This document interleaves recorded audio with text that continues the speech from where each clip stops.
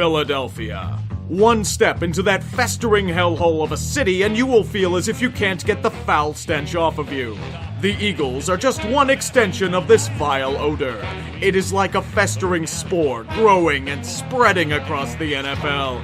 Just that they happen to be totally pathetic and laughable. Anyone remember the dream team that they assembled in 2011 that was going to steamroll everyone to a Super Bowl victory?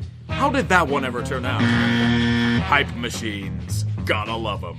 This team has been fruitlessly spinning the tires ever since. They finally drafted a top quarterback in Carson Wentz instead of hoping to God someone like Michael Vick or Sam Bradford will live up to their potential. Too bad they drafted a 23-year-old quarterback who played in the college football powerhouse known as North Dakota State.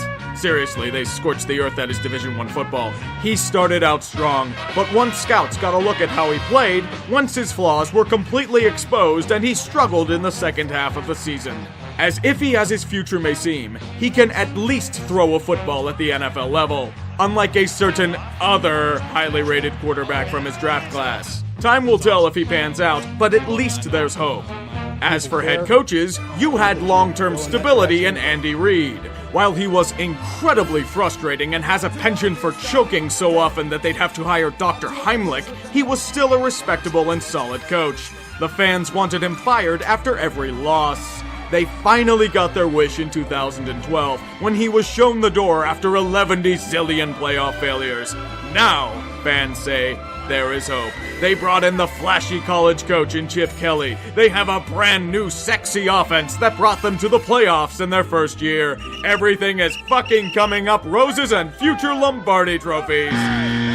Oh, right, it turns out that giving Chip Kelly total autonomy over the roster was a colossal mistake. His only consistency was running every player worth a damn out of town and replacing them with guys who would be complimented if you called them underachieving. There's also that alleged racism thing, and that alleged poor employee relations thing, and that whole fuck it, I just want Chip Kelly banned for 3 years of briefing thing.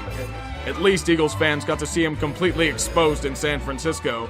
Now their head coach is Doug Peterson, who was a proud alum of the coaching tree of Andy Reid.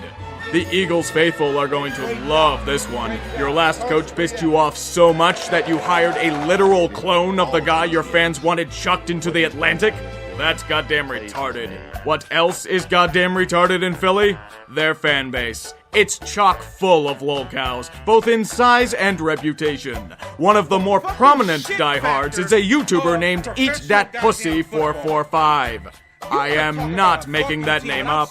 While Eagles fans look to him for over-the-top reactions and general doom and gloom, he power levels about why he gets fired from jobs all the goddamn time and why women won't fuck him. Once again, not exaggerating. You traded away our entire future for one motherfucking person! 12 seconds later. Carson Wentz. Woo! That's what the fuck I'm talking about! Hey! All you punk-ass motherfuckers in the NFC East, I got a little something for you, motherfucker! Oh, shit! Catch them 5 motherfuckers! Woo! 2 hours later. If you're a manager and you're watching this video, go to fucking hell. I'm the type of person to where I'm not going to let a franchise, a corporation, or a place of business define who I am as a person. Are you sniffing shit? Are you high? Yeah, I just took a mean-ass shit in Chipotle. I used so much tissue to wipe my ass with, it clogged up and all of the pipes is like fucking up right now. And number one, how the fuck can you forget Gianna Michaels? She's already caused millions of niggas to jack the fuck off and beat they shit. Never change, dude. Never change. This is a fan base that actively booed and threw snowballs at Santa Claus because they weren't losing enough to get the top draft pick. No matter what happens, they are never happy with the result. The Eagles could win a game via total blowout and they would still be complaining about the goddamn receiving core or defensive play. This 7-9 iteration of the squad is exactly what they deserve and honestly desire.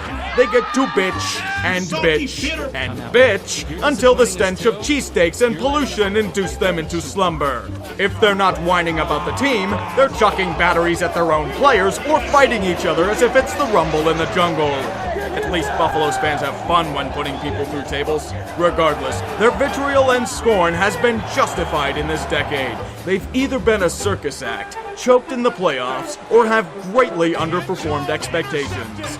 They were off to a promising start this season only to collapse and lose 7 out of 8 games. They've had to watch as the Giants and Eli Manning somehow derped their way to multiple Super Bowl victories. They've had to deal with the bullshit of Riley Cooper. They've had nearly every free agent signing worth a damn in the past few years blow up in their faces. They are still paying for the sins of Chip Kelly. Will I look at this information and actually be sympathetic to their plight? No, that would be out of character. Shitting on Philly is as much of a pastime as putting shitty cheese whiz on a sandwich and calling it a cheesesteak. But enough of my rambling. Close us out with your glorious gospel, EDP. See this hat? Ah. Oh shit, look at that. Look at that. Ah. Wiping my fucking nutsack with that motherfucker. Ah. I got a little something for you. My ass.